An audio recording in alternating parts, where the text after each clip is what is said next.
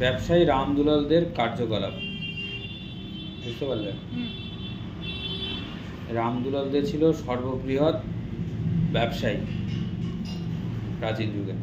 সংগঠিত ব্যবসা বাণিজ্য সম্পর্কে আলোচনার ক্ষেত্রে প্রস্তাবিত সময়কালে বাঙালি ব্যবসায়ীদের মধ্যে যার নাম প্রথমেই উল্লেখ করতে হয় তিনি হলেন প্রখ্যাত ব্যবসায়ী রামদুলাল দে।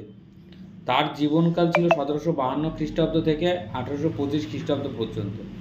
মাত্র 5 বছর বয়সে, এর ভালো করে শোনো এটা, মাত্র 5 বছর বয়সে পিতা মাতৃহীন হয়ে তিনি তৎকালীন বাংলার ধনাঢ্য ব্যবসায়ী মদনমোহন দত্তের তত্ত্বাবধানে লালিত পালিত হন, যার মা বাবাই নেই, এবং পরিণত বয়সে বিখ্যাত ব্যবসায়ী হিসাবেই নয়, ইন্দো মার্কিন বাণিজ্যের পথিকৃৎ হিসাবেও তিনি পরিচিতি লাভ করেন।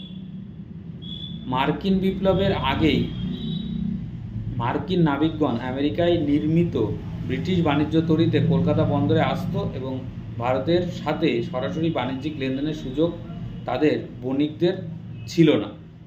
কলকাতার বিভিন্ন বাণিজ্যিক প্রতিষ্ঠানের বাঙালি বেনিয়ান ও শিপ সরকারেরা এই সকল মার্কিন নাবিকদের সংস্পর্শে এসেছিলেন।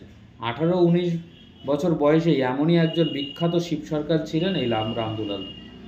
মার্কিন বিপ্লবের কয়েক বছর আগে কলকাতা বন্দরে বিদেশি নাবিকদের সঙ্গে তিনি পরিচিত হন এবং